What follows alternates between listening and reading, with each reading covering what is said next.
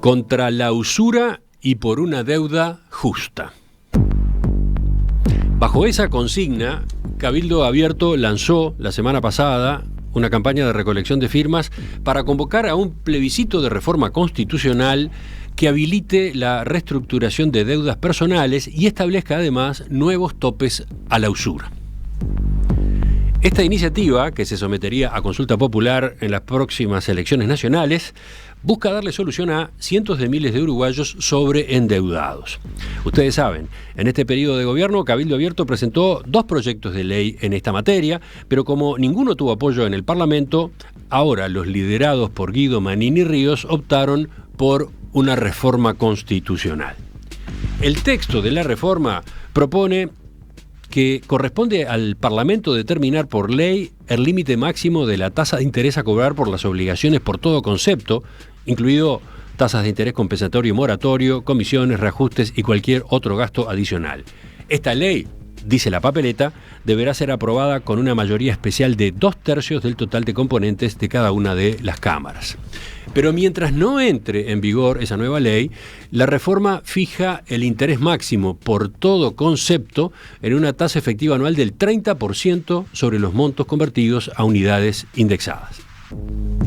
También se establece en la reforma que las deudas contraídas hasta el 18 de julio de este año podrán ser canceladas por el deudor si paga el monto inicialmente convenido, convertido a unidades indexadas al valor de la fecha del otorgamiento del crédito originario, aplicándole una tasa efectiva anual de 4% por concepto de intereses, multas, recargos y cualquier otro tipo de gastos.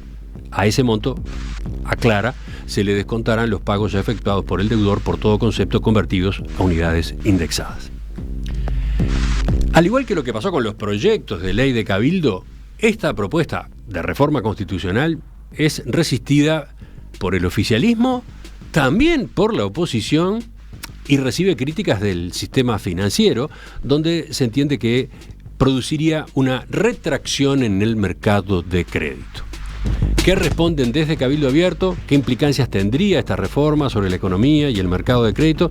De eso que vamos a conversar en los próximos minutos, y para eso nos acompaña el economista Kenneth Coach, asesor económico de Cabildo Abierto. Economista Coach, buen día, gracias por visitarnos. No, al contrario, gracias por la invitación. Veamos, vamos de a poco, vamos a ir recorriendo la papeleta, los puntos de la papeleta. Una de las preocupaciones centrales de Cabildo Abierto es el nivel que alcanzan las tasas de interés en algunos de los créditos que se ofrecen en el mercado, ¿no? No les conforma el límite máximo que está vigente hoy, que surge de la aplicación de una ley vigente. Entonces, como alternativa, proponen incluir en la Constitución la forma en que debe fijarse el tope de usura. Dice, solo podrá hacerlo el Parlamento, por mayoría especial de 2/3 del total de componentes de cada una de las cámaras. ¿Puede explicar por qué? Es decir, ¿cuál es la importancia de este procedimiento? Bien, la importancia del procedimiento hay que relacionarlo al sistema vigente, ¿no? Que a todas luces no está cumpliendo el propósito para el cual fue diseñado. Si no, no tendríamos estas tasas de 3 dígitos en una economía donde la inflación está hoy en el orden del 4%. Entonces, tenemos que buscar una forma. Es para un sector específico del mercado de crédito, o sea, básicamente el crédito a consumo familiar, ¿verdad? O sea, no es un problema general del sistema financiero en su totalidad, es diría un problema microeconómico acotado, ni siquiera a todo el mercado del consumo familiar, del crédito al consumo familiar, sino a aquellos quienes no tienen la posibilidad de autorizar un descuento de nómina u otro ingreso, digamos, ya identificado para el servicio mensual de estas deudas. Sí, lo que usted dice es que para esos casos, para quien toma un crédito habilitando la posibilidad de que le descuenten la cuota de su sueldo o de su pasividad, para esos créditos las tasas de interés son más bajas. 30-35% más o menos. El problema está con los otros casos de créditos, en particular con esos créditos que han proliferado últimamente, que se conceden de manera muy rápida, ¿no? A solas firmas, ese tipo de préstamos. Claro, y esos préstamos tienen un promedio, bueno, la tasa media que informa el Banco Central de ese segmento de altas tasas es del 80%. Y sobre eso la tasa tope es un 55% más, que lo lleva a 124%. Ahí usted alude a lo que establece la ley vigente, la ley de usura vigente, Exacto. la 18.212 de diciembre del año 2007. Exactamente, es más que una ley, parece un manual. Porque da una metodología que en parte, digamos, en primer lugar, define lo que es la tasa de interés implícita, o sea, cómo calculamos la tasa verdadera que están cobrando los bancos y otros intermediarios y no intermediarios, otras empresas financieras que están en el mercado ¿no? Luego define básicamente que existe usura cuando la tasa excede la tasa tope. Y luego termina por explicar cómo hay que calcular la tasa tope.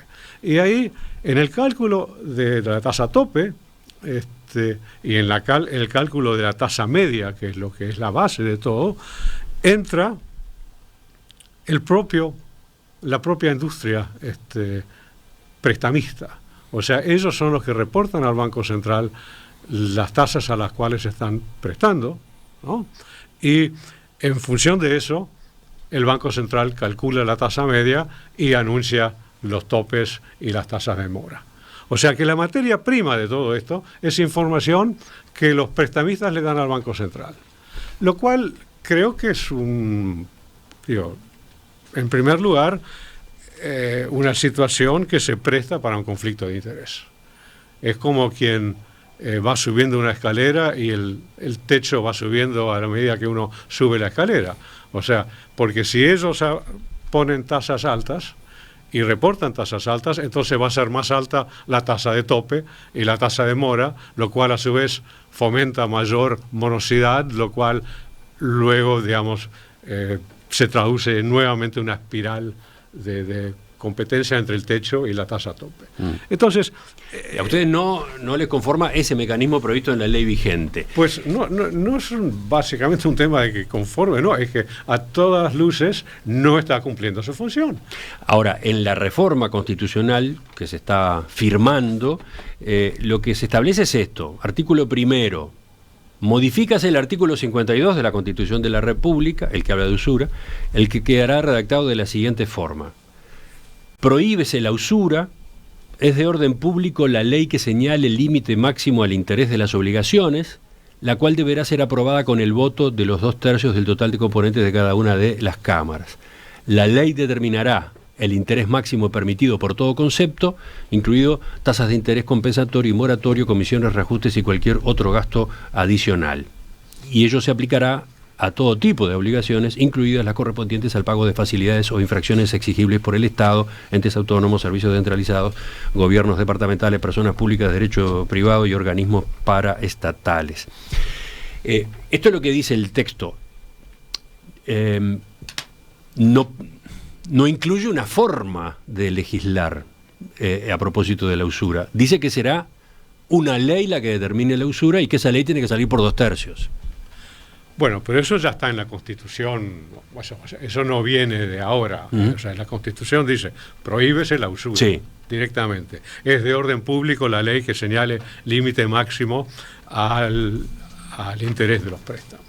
Okay, o sea que ahí no hay ninguna innovación. Lo que sí, digamos, antes, la ley a la cual, digamos, se aplicó esta interpretación de la Constitución es la 18.212, la que acabamos de ver, y la que está creando estos problemas. Entonces, lo que propone la papeleta, la reforma, es que la definición de la tasa de interés tope se haga en las cámaras, ¿verdad?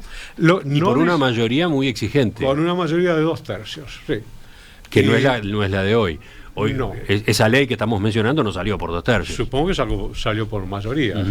Diciembre del 2007 probablemente haya salido por mayoría. No, el tema es que en esa ley no, o sea, Lo que no está muy claro es por iniciativa de quién, si es el Poder Ejecutivo quien propone o si es la propia iniciativa viene de las cámaras, si es de diputados. O sea, eso quizás merezca alguna aclaración en algún momento, pero hay que buscar además una forma que no haya que estar volviendo al Senado cada trimestre en función de la inflación o lo que fuera, para aprobar una nueva tasa tope a las tasas de interés. O sea, tiene que ser un mecanismo que esté referenciando algo a su vez ya variable, que incorpore todas esas influencias del resto de la economía. Y bueno, nosotros habíamos pensado en algún momento, en alguno de los proyectos, de que la tasa tope fuera relacionada directamente con la tasa, por ejemplo, de letra de regulación monetaria, que es la cual paga el Banco Central para captar pesos en el mercado, o la tasa, en el caso de dólares, quizás la de los bonos globales del Tesoro de la Nación, algo donde hubiese una relación entre el costo del Estado que se endeuda y el costo de la gente que se endeuda. O sea, si toda la gente está haciendo sacrificios para bajar la inflación, que los estamos haciendo porque las tasas de interés están altas, y esa baja de inflación repercute favorablemente en el costo del dinero para el Estado, que el otro día, por ejemplo, en julio, colocó una emisión de bonos globales en pesos nominales por 9,5%, a 10 años, lo cual es un logro en el mercado financiero global para Uruguay. Pero nuestro razonamiento es, si el Estado se beneficia del sacrificio que está haciendo todo el país, ¿por qué no los propios prestatarios, cuando van a contratar un préstamo, tendrían que participar en esa baja de las tasas? Y no está sucediendo. Esa es una de las ideas que ha manejado Cabildo Abierto, pero no está en el proyecto de reforma constitucional. No está. Perdón que lo interrumpa, pero el Senado podría definir eso. Sí, ¿verdad? Sí. Lo que dice la reforma constitucional que se propone es que la ley determinará el límite máximo al interés de las obligaciones y que esa ley tiene que tener la aprobación de 2/3 de los componentes de cada una de las cámaras, ¿no? Eso es lo que dice, que tiene que procederse de esa forma por ley cuando se fija la usura. Y después, el mismo artículo agrega: la ley no podrá delegar a ninguna autoridad la determinación del interés máximo referido anteriormente. ¿Qué es esto? ¿Por qué se agrega esta cláusula? Bueno, yo supongo para evitar un regreso al sistema actual, ¿verdad? Que de alguna forma la tasa está siendo determinada en primera instancia por la industria del crédito, que le da los datos básicos al Banco Central, que luego, en función de esos datos y otras operaciones, digamos, sobre esos datos, llega a definir. O sea, se excluyen algunas operaciones que se pueden considerar como no típicas. Hasta poco se excluía también toda la operativa del Banco de la República, que generalmente son tasas más bajas, y al excluirla daban tasas más altas. O sea, para evitar volver a una situación donde queda fuera del Parlamento el control de la tasa. Ajá. O sea, para corregir disposiciones o mecanismos como los que están previstos en la ley vigente, dice Exacto. usted. Por ejemplo, el artículo 12 de la ley 18.212, el que señala: a efectos de determinar las tasas medias de interés a que refiere el artículo 11, el Banco Central considerará las operaciones. Esto es lo que se quiere evitar, que el Banco Central intervenga con este tipo de cálculos y medidas. Si el Banco Central tuviese una metodología transparente, o sea, la falta de transparencia, me parece, no está tanto en el Banco Central, sino en la información primaria que recibe, pero de todas formas, el método por los resultados está dando resultados que no condicen. O sea, tenemos una tasa tope. Se lo pregunto porque, por ejemplo, el economista José Antonio Licandro, que fue intendente de regulación financiera en el Banco Central, señaló que no es el Banco Central el que fija las tasas, según la normativa vigente. La ley determina los topes, el central hace el cálculo del promedio de mercado y luego agrega los porcentajes que fijan los topes en la citada ley. O sea, no es que el Banco Central toma decisiones, sino que el Banco Central hace lo que la ley le mandató, ¿no? Sí, tiene cierta autonomía en cuanto a cómo llega, pero en última instancia lo que está diciendo Licandro es entonces que la responsabilidad cae directamente sobre quienes están informándole al Banco Central los datos primarios sobre sus operativas de préstamo, lo cual me parece que le quita transparencia al proceso. Después, economistas y abogados cuestionan esta disposición porque dicen es ilógico que cada vez que cambien las condiciones de mercado el Parlamento deba volver a legislar y además deba volver a legislar con una mayoría de 2/3 que es muy exigente. O sea, los cambios cuando hubiera que hacerlos no serían fáciles de aprobar. Totalmente de acuerdo, por eso, o sea, un poco la idea es que el Senado busque la fórmula que luego pueda funcionar más o menos automáticamente en función de los cambios que se producen en la economía, sin tener que estar trimestralmente votando con esas mayorías especiales, ¿no? La idea es que el Senado define un mecanismo, pero un mecanismo distinto al existente. Continuamos en diálogo con el economista Kenneth Coates, asesor económico de Cabildo Abierto. El tema, la papeleta de reforma constitucional contra la usura y una deuda justa, la que promueve Cabildo Abierto junto con otras organizaciones y para la cual se están ya recolectando firmas.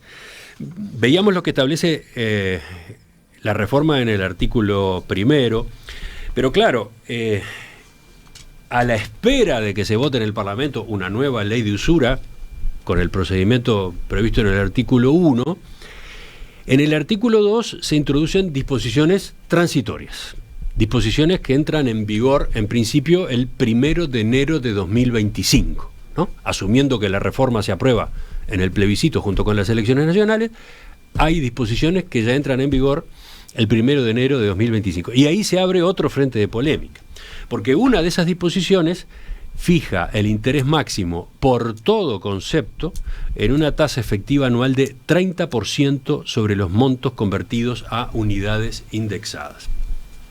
¿Qué dicen los críticos de esta norma? Que ese tope de interés máximo, 30%, es mucho más bajo que lo que hoy cobran las instituciones financieras por buena parte de los créditos, sobre todo el consumo. Usted hablaba hace un rato, ¿no? Decía, están en el 60-80% para los casos en los que no hay descuento de nómina de por medio, ¿no? Y dicen, esto tiene el mismo efecto que fijar precios por ley en cualquier otro producto. Lo que provoca es que dejen de hacerse transacciones. ¿Qué responde usted? Bien, creo que el único sector que queda descolocado con esta propuesta, que pasándolo a términos nominales sería con la inflación de hoy una tasa del 35% más o menos, ¿no? Eso hoy dentro del mercado del crédito a las familias, los que tienen la posibilidad de descontar del nómina no se van a ver afectados, ¿no? Los que sí se ven afectados son el último segmento, el que no tiene ningún tipo de garantía y que entonces está sujeto a estas tasas del 80%.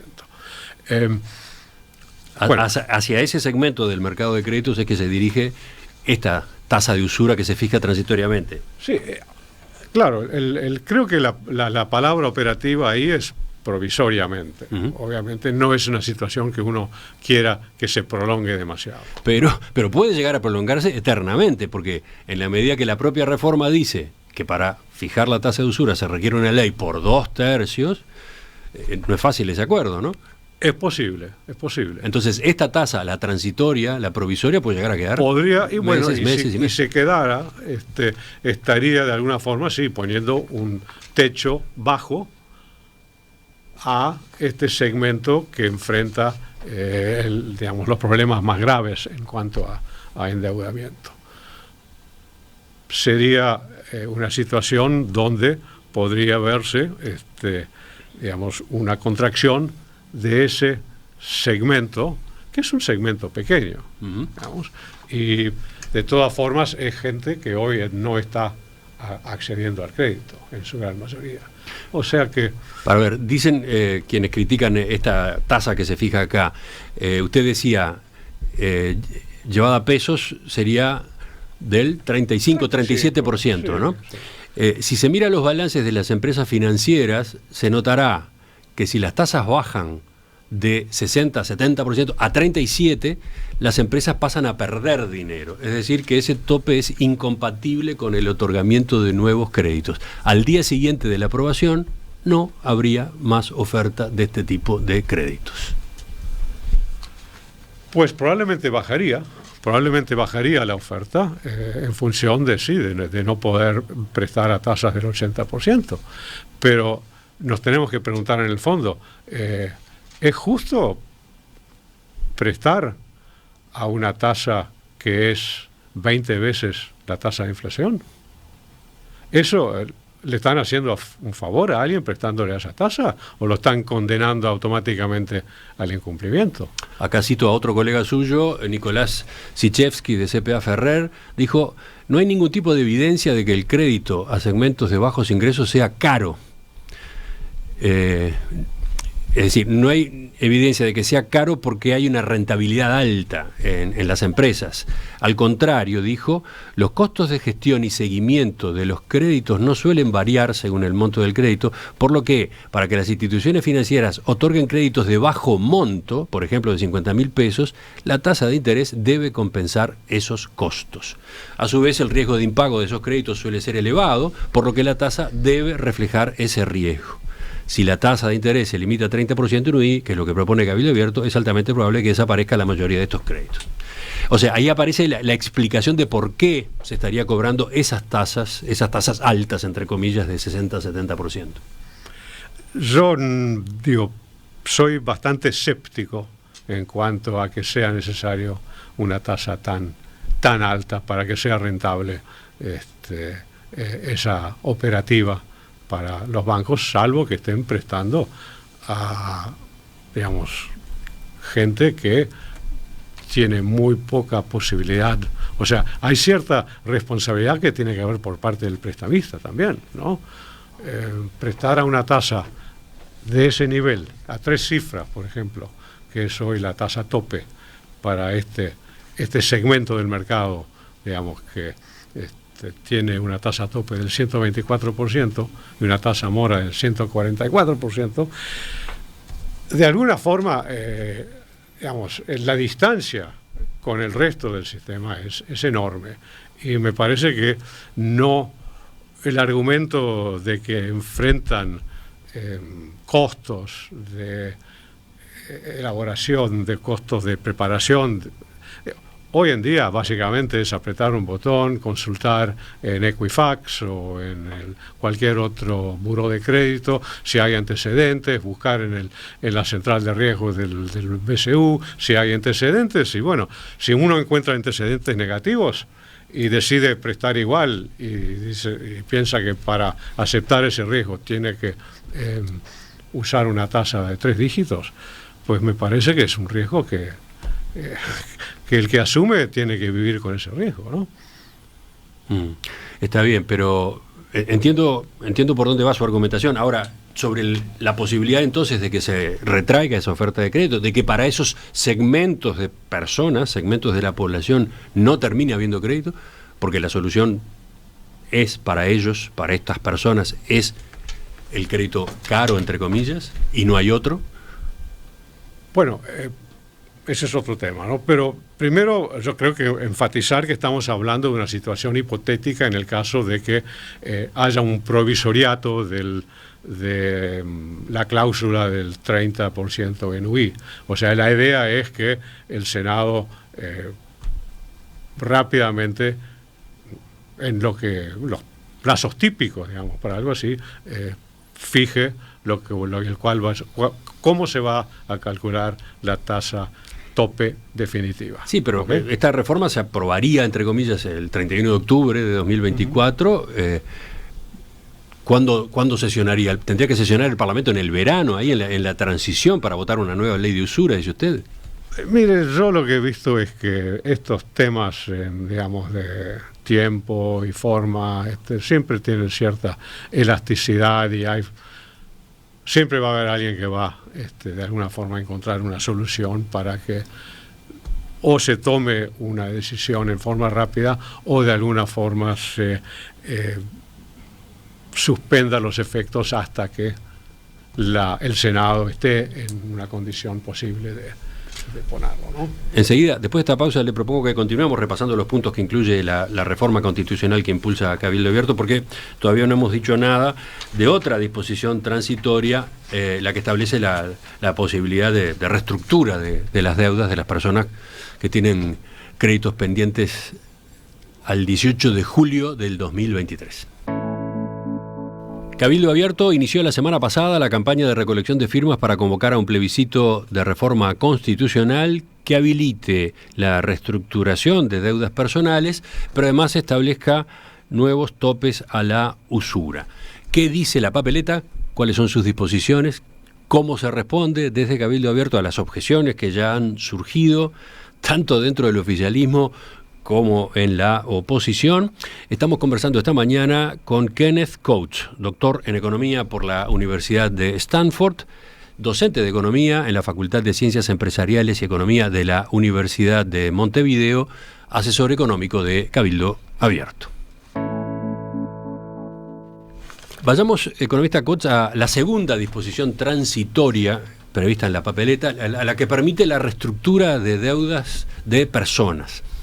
Acá se simplifica de manera radical lo que Cabildo Abierto proponía en su proyecto de ley, que incluía 2 instancias para la búsqueda de acuerdos entre el deudor y sus acreedores, ¿no? Una de tipo administrativo, un intento de conciliación en la Dirección Nacional de Defensa del Consumidor, y la otra, si fallaba la primera, a nivel judicial, donde incluso si no había acuerdos, si el juez no lograba acuerdos entre las partes, podía llegar a imponer una fórmula de pago basada en el concepto de deuda justa que se creaba en el proyecto de ley. Bueno, esos mecanismos ahora desaparecen y en la reforma constitucional se dice simplemente lo siguiente, esta es la disposición transitoria, la segunda, dice: todas las deudas contraídas antes del 18 de julio de 2023, ya sea en moneda nacional, en moneda extranjera o en unidades reajustables, podrán ser canceladas por el deudor mediante el pago del monto inicialmente convenido, convertido a unidades indexadas al valor de la fecha de otorgamiento del contrato originario en las siguientes condiciones. Al monto resultante se le aplicará una tasa efectiva anual de 4% por concepto de intereses, multas, moras, recargos y cualquier otro tipo de gastos. A dicho monto se le descontarán los pagos ya efectuados por el deudor por todo concepto convertidos a unidades indexadas. Primero, ¿cómo explica o cómo defiende usted este procedimiento tan simple, entre comillas, ¿no? Bien, la idea es tratar de neutralizar el impacto que tiene sobre estas deudas en el tiempo, especialmente cuando están en situación de morosidad. Entra a jugar la famosa tasa de mora, que hoy está en 144%, pero que ha estado arriba del 200% en algunos pasajes no tan lejanos, ¿no? Entonces, acá nos parece que la deuda justa sería convertir todo a unidad indexada que refleja directamente la inflación, ¿no? Aplicar una tasa de interés del 4%, que nos parece también en términos reales una tasa pues que no favorece ni una parte ni la otra. Y anoto al pasar que esta tasa de 4% es mayor que la que se preveía en el proyecto de ley. Se duplicó esa tasa, sí, ¿no? Era 2% en el proyecto de ley, ahora se colocó en 4%, ¿no? Hubo muchas consultas dentro de Cabildo, con otros partidos, con otras organizaciones civiles y mismo con algunas dependencias del sector público, y sí se hicieron algunas modificaciones, ¿verdad? Pero la idea es también reconocer los pagos que se han hecho, de repente alguien sacó a pagar en 12 meses, quedó sin trabajo, en el mes 5 no pudo pagar, de repente un año después consigue trabajo, va a averiguar por su deuda y resulta que la deuda creció en 300 o 400%, luego de aplicar tasas de mora de arriba de 200%. Usted sabe, el interés compuesto como se va inflando, ¿no? Entonces, para evitar ese, que me parece, o nos parecía muy injusto, era una fórmula universal. Dice, mediante el pago, ¿verdad? El pago modificado según este procedimiento, y ese pago, que es algo que es entre el deudor y el acreedor, yo diría dos cosas. En primer lugar, en muchos casos ya no es el acreedor original, ¿verdad? En muchos casos esas deudas se han vendido a bufetes que se encargan por su cuenta, ellos pagaron por esa cartera de deuda y ahora tratan de sacar el mayor rendimiento que pueden mediante sus vías de cobranza, que a veces no son del todo ortodoxas, pero en fin. El tema es que muchas veces también las instituciones financieras que otorgaron el crédito en primera instancia ya han hecho todas las previsiones del caso. O sea, en su contaduría con el Banco Central han hecho las previsiones. Si es una deuda que tiene 5 años, esa deuda ya no la llevan en libros. Entonces, si se paga esa deuda, es un win-win. O sea, el deudor queda librado de la deuda y el acreedor ya sea recibe un ingreso que ya no estaba inesperado porque ya había hecho la previsión de pérdida, o si no es el acreedor original, pues ahí sí lleva su ganancia, ¿no? Entonces, ahí hay un tema de tratar de llegar a un número que tanto deudor como acreedor o dueño de la deuda estén satisfechos. ¿Cómo llegar a un número? El número está definido allí, el número está definido ahí se establece, en la disposición se establece es una fórmula. ¿Cuál es la deuda que en definitiva tiene que terminar pagando el deudor? Lo que legalmente será reconocido como una liquidación de la deuda. Sí, eso es lo que está ahí. Parece indicar que hubiera que pagar en contado. Ese es un detalle que me gustaría entender. Y hay otros de tipo jurídico, digamos. Por eso quiero incorporar también a la entrevista a la doctora Cecilia Eguiluz, integrante de Cabildo Abierto, a quien los oyentes conocen por su participación en las tertulias. Ella es abogada. Cecilia, buen día. Buenos días, Emiliano. Buenos días, Kenneth. Buenos días a la audiencia. Bueno, a ver, quiero plantearles ahora 2 o 3 puntos que están en el debate sobre la reforma de Cabildo Abierto y que andan entre lo económico, lo jurídico y lo político. Este mecanismo en particular de reestructura de deudas es visto con preocupación por quienes ven que implica un cambio de las condiciones en que se firmaron los contratos. Dicen, es una violación notoria del Estado de Derecho, de la estabilidad de los contratos, de los acuerdos voluntarios entre partes. Pero además, encima se lo hace de forma grosera, dicen los críticos, poniendo en la Constitución una alteración de los contratos entre privados. No sé si responde el economista Koch o la abogada Eguiluz. Primero que nada, creo que hay que ir a la génesis de esto, ¿no? En realidad, lo que se pretendió desde Cabildo Abierto hace 3 años, o sea, desde que inició el periodo legislativo, fue presentar un proyecto de ley que tuviera el consenso de los demás partidos, que de hecho lo tuvo en la comisión, el primer proyecto de ley, para que esto se regule por una vía legislativa. ¿Por qué? Porque en realidad lo que se entiende por parte de Cabildo de que ya existe una violación al contrato mayor, que es la Constitución de la República, que todos los ciudadanos estamos bajo su velo, y esa Constitución de la República establece que se prohíbe la usura. Pero luego los mecanismos establecidos, que ustedes perfectamente lo hablaban a través de la ley del año 2007, lo que hacen es dejan al arbitrio del sistema financiero privado que establezca las condiciones de las tasas de interés que luego, en definitiva, termina definiendo el Banco Central. Entonces, ¿qué decimos nosotros? compartimos que hay que respetar los contratos, pero el primer contrato que hay que respetar es la Constitución de la República, y ahí es donde nosotros entendemos que sí tiene que haber un cambio en las reglas de juego. Si no, nos estarían haciendo propuestas de reforma legislativa y mucho menos de una respuesta de reforma de la Constitución, que se da porque no hubo ley.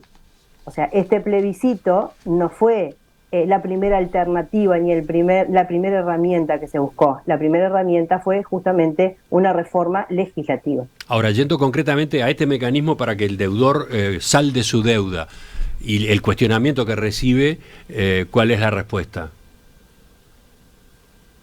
Bueno. Es que acá desde mi punto de vista hay dos situaciones. Una es la regulación de los intereses a partir de que haya una intervención clara, ya sea por una ley o por este plebiscito que obligue a hacer una ley, y por otro lado la situación en la cual ya están los deudores. Yo recién te escuchaba, Emiliano, cuando tú decías que hay muchos críticos que dicen que la gente va a quedar sin crédito a raíz del cambio de las tasas de intereses, pero creo que es muy importante recordar que hoy hay más de 700.000 uruguayos que ya están fuera del sistema. O sea, hoy hay una cantidad importante de la población adulta que puede tomar un crédito que es mayor de 18 años, que ya no lo puede tomar. O sea que esa situación que les preocupa ya existe hoy en día. Y creo que esos son los dos elementos que hay que tener en cuenta. Pero, o sea, no pero a propósito de este mecanismo de reestructura, que es el que estamos considerando en este momento de la entrevista, el que está en la segunda disposición transitoria, lo que señalan quienes lo objetan es que esta forma de refinanciar, de reestructurar, que se puede ver como arbitraria, que viola contratos entre privados, que otorga condiciones muy beneficiosas para el deudor, va a provocar, uno, una andanada de juicios, dos, un incentivo muy fuerte para que el deudor no pague los préstamos, porque después de este antecedente saben que está la posibilidad de no pagar y terminar arreglando con esta fórmula, que es una fórmula blanda.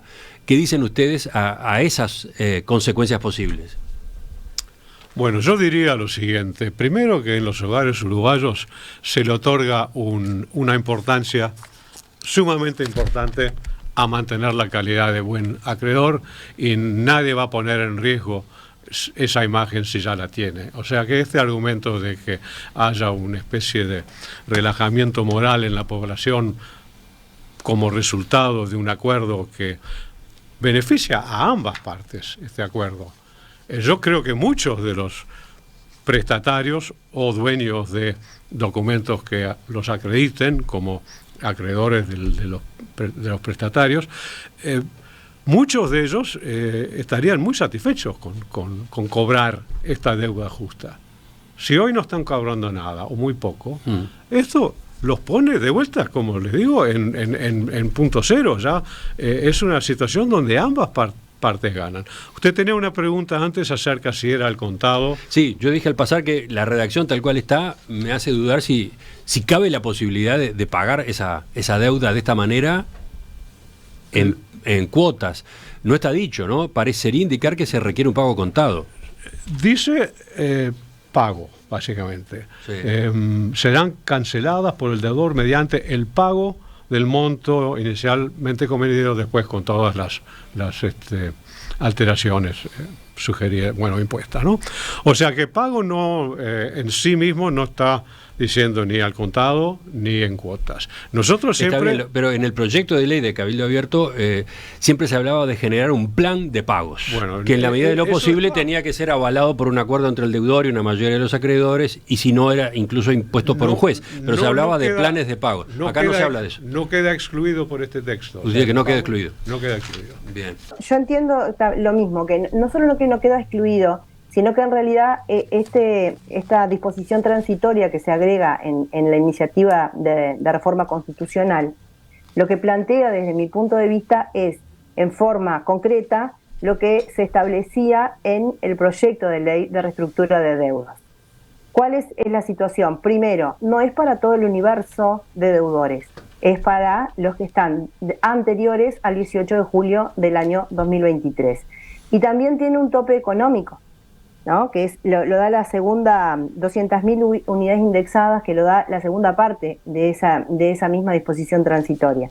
Por lo tanto, esa gente que, como bien dice Kenneth, no estaba hoy pagando, va a poder tener lo que en el sistema se puede hacer, por ejemplo, a través de un concordato, se puede hacer para deudas grandes, ¿no? A través de un concurso, a través de mecanismos que ya existen judiciales. Por lo tanto, lo que se establece acá es la posibilidad de darle una herramienta al deudor para que el deudor pueda pagar, y darle una herramienta al acreedor con un cálculo que ya está establecido de que también pueda cobrar. El tema de la andanada de juicios que se puedan dar, yo creo que a nadie asusta eso, ¿no? Es más o menos como que con el tema del puerto, ¿no? Que el Estado decide hacer un contrato por 60 años más porque tenía miedo a un juicio y al final el juicio no estaba dado. Hoy en día hay muchísimos juicios porque hay muchísima gente que está perdiendo sus bienes por deudas que tomó de poco monto y que hoy, por los intereses y por el sistema como funciona, está perdiendo incluso sus únicos bienes. Por lo tanto, creo que no asustaría a nadie el tema de un inminente juicio. Lo que sí yo creo que a quienes perjudica esto es a los acreedores que estaban cobrando tasas por encima del 100%, porque en definitiva van a ver menguado su ingreso. Por un lado, sí, pero también van a garantizarse que los deudores van a poder pagar. Entonces me parece que no es un perdón a tutti, sino que es algo que está perfectamente dentro de un marco jurídico lógico. Otra duda que me queda y que también se ha planteado es que el texto de esta disposición transitoria no le pone restricciones a las personas beneficiadas con esta posibilidad de reestructura de sus deudas. En el proyecto de ley de Cabildo Abierto había disposiciones muy estrictas en ese sentido. Decía, estarán legitimados los deudores que no tengan un activo inmobiliario o el que tengan consista exclusivamente en un bien destinado a su vivienda o la de su familia con un valor catastral que no supere el 1.600.000 unidades indexadas, que no sean titulares de vehículos automotores que tengan un valor superior a 150.000 UIs y B, perciban ingresos anuales líquidos menores o iguales a la suma de 240.000 unidades indexadas. Nada de eso aparece en el proyecto ahora de reforma constitucional, simplemente se habla del monto originario de la deuda. ¿Por qué, Cecilia? Yo creo que ahí la propia gente que argumenta esto se da de cara con el propio argumento de decir esto no puede ir en la Constitución, ¿no? Porque si una reforma de estas no puede ir en la Constitución, mucho menos puede ir lo que ellos quieren poner como detalle. O sea, ¿cómo vas a poner en la Constitución que la gente tenga un ingreso líquido de tanto? No, pero a dónde se va con esta objeción es que entonces la reestructura podría beneficiar a gente de muy diversas posibilidades económicas, ¿no? Lo que pasa es que por eso mismo el proyecto de ley tiene detalles, la reforma de la Constitución no lo puede tener, porque se está consagrando un texto que modifique justamente la norma máxima que no puede tener esos detalles. Por lo tanto, creo que se choca el propio discurso de quienes están en contra de este proyecto de plebiscito. No se puede poner eso en un plebiscito. Por lo que dice el texto, no serían solo personas físicas, porque después dice sociedades personales o sociedades agrarias en que la totalidad de las cuotas sociales pertenezcan a personas físicas siempre que éstas sean sus beneficiarios finales. Sí, creo que eso está perfecto porque eso tiene que ver mucho con el endeudamiento, sobre todo de los pequeños productores rurales. Estamos hablando de que la mayoría de los que tienen emprendimientos, por ejemplo, rurales, que hay un gran número de endeudamientos, por lo menos acá en mi departamento es así, sé que en Canelones también, pueden ingresar por esta vía. Pero además estos 200.000 UI se calculan por el monto total de todas las deudas, o sea que no estamos hablando de una deuda única, sino que estamos hablando de un individuo, persona física o este tipo de sociedades que tú mencionabas, que entre todas sus deudas lleguen a un monto que no supere estas 200.000 UI. Claramente ese detalle deja por fuera a los grandes deudores, porque los grandes deudores están fuera de lo que son estas condiciones que exige el artículo de la Constitución, sin tener necesidad de decir que tengan que ganar líquido tanto, que puedan hacerse cargo de tal o cual cosa, porque eso sí sería un exceso para colocar en la reforma constitucional. Enseguida, un par de preguntas más en el final de la entrevista con el economista Kenneth Coates y la doctora Cecilia Aguiluz de Cabildo Abierto. Entramos en la tercera y última parte de esta entrevista a propósito de la reforma constitucional que impulsa Cabildo Abierto para establecer nuevos límites a la usura y, por otro lado, habilitar un mecanismo de reestructura de deudas de personas. Lo hace con disposiciones permanentes y disposiciones transitorias. Voy primero con la doctora Aguiluz a propósito de consideraciones, ¿cómo llamarlo?, políticas, ¿no? Decías recién, Cecilia, recordabas los proyectos que presentó Cabildo Abierto en el Parlamento en esta materia, cómo no hubo forma de acordar en torno a ellos. Señalabas que por ese motivo se optó por salir a recolectar firmas, por buscar el camino de una reforma constitucional. Mi pregunta es, si en las próximas semanas o meses ahora el escenario parlamentario en esta materia cambia, ¿qué ocurre con la recolección de firmas y la reforma constitucional?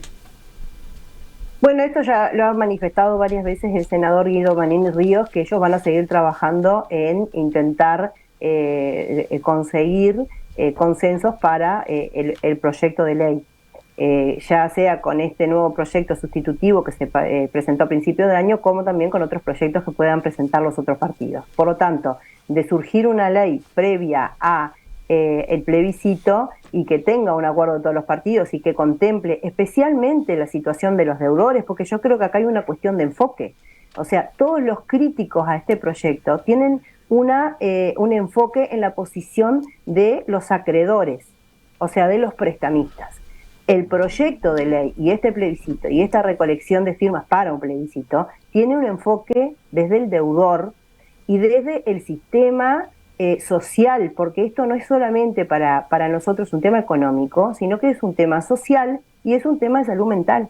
Hoy en día hay muchísima gente en este país que sufre grandes problemas que tienen que ver con la salud mental y que tienen que ver con las depresiones y, bueno, con consecuencias mayores en algunos casos de determinaciones que hay gente que ha tomado del suicidio, y tienen que ver con esta situación de un gran endeudamiento y un gran acoso. Por lo tanto, para nosotros no es solamente un tema político.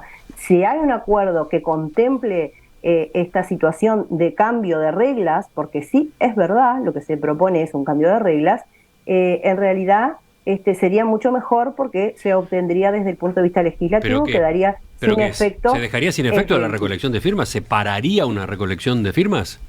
Si llega a haber una aprobación de ley, no tiene sentido una modificación en la Constitución. Eso es lo que entiendo yo, y es lo que entiendo que se ha manifestado además desde Cabildo Abierto. ¿Qué sucede?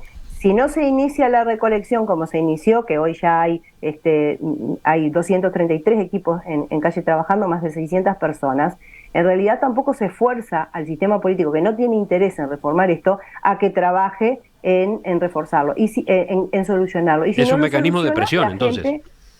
Yo, esto lo puedo decir personalmente, entiendo que sí, porque los representantes en el Parlamento tienen que representar la voluntad popular. Si la voluntad popular no se siente representada porque no solucionan este problema, la gente tiene lo que se llama el mecanismo de democracia directa, que es esta. Por lo tanto, la gente va a insistir, hay mucha intención de firmar, hay mucha gente ya firmando, seguramente el día de mañana ya se van a dar los primeros números de los primeros 10 días de recolección de firmas, y bueno, vamos a ver que realmente es mucha la gente que va a firmar. Por lo tanto, ¿qué le está diciendo el electorado al diputado y al senador que votó? Mirá, a mí me interesa que modifiquen esto, porque yo estoy en esta situación de endeudamiento o mi familia está en esta situación. Y el sistema político se hacía el distraído y miraba para otro lado. Es un mecanismo de presión y sí, termina siendo. Tú dijiste al pasar que quienes cuestionan la papeleta, la reforma constitucional que impulsa Cabildo Abierto, lo hacen colocados en el punto de vista de los acreedores. No lo exponen así y al revés, señalan que lo que está en juego es justamente las posibilidades de tomar crédito de un sector de la población. Dicen que una reforma como esta va a empujar a la gente al mercado de crédito informal, que presta a tasas más altas todavía, mucho más altas que las que preocupan en el sector formal. Y con consecuencias peores, han dicho, porque un prestamista obviamente es algo más peligroso y riesgoso, por ejemplo, en el trato con el deudor, bueno, y puede llegar a excesos como también se han visto, ¿no? O sea, el argumento cuando se critica esta reforma es el problema que se le va a generar, o se le generaría un sector de la población que se quedaría sin crédito. ¿Qué dicen ustedes de esto? No, Emiliano, yo creo que yo no comparto que ese sea el motivo de cómo se planta esa discusión. Acá, si alguien quisiera hacer algo en favor de los deudores, se hubiese modificado ya el sistema tal cual está. O sea, si no se modificó el sistema tal cual está, es porque en realidad le sirve que siga así. ¿Y a quién le sirve que siga así? Le sirve a los acreedores. Por lo tanto, es muy clara la postura. Pero tú estás diciendo que se preocupan. Decir que se preocupan por lo que puede pasar cuando no se están preocupando por lo que está pasando. Hoy eso que dicen que va a pasar, ya pasa. Hoy ya hay 700.000 personas en este país que no pueden acceder a un crédito formal. Por lo tanto, ¿a dónde acceden a créditos? En sistemas informales, porque la gente necesita igual el crédito para el consumo, porque lamentablemente, con lo caro que está el país, y por cualquier tipo de situaciones, mirá, yo he visto realmente muchísimas ya, con este tema de que hace un año que venimos con el tema del endeudamiento, realmente la gente queda en una situación de la cual no puede salir y que le afecta también la salud mental. También está el riesgo, manejan por el endeudamiento, demandas, hay que solucionar. También está el riesgo de demandas al Estado, ¿no? De demandas al Estado.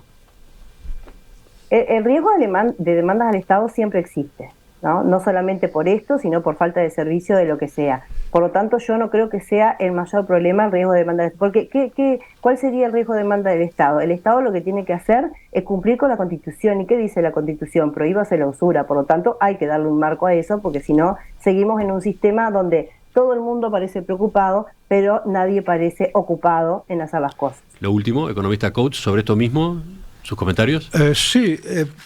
Pues me parece que acá todo el mundo se alinea según sus intereses, ¿no? Nos vemos que la industria financiera tiene obviamente un interés muy claro en una solución que sea conveniente a sus intereses, y los endeudados también por otro, ¿no?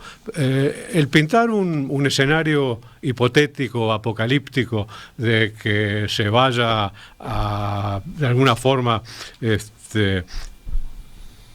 desestabilizar algún segmento del sistema financiero, yo creo que es absolutamente mínima la posibilidad de que pueda surgir algo así. Son exageraciones que se hacen en defensa de intereses. Obviamente, hay gente a quien le está yendo muy bien con este negocio y no tiene ningún interés en que el Estado ni nadie más intervenga y cierre la canilla.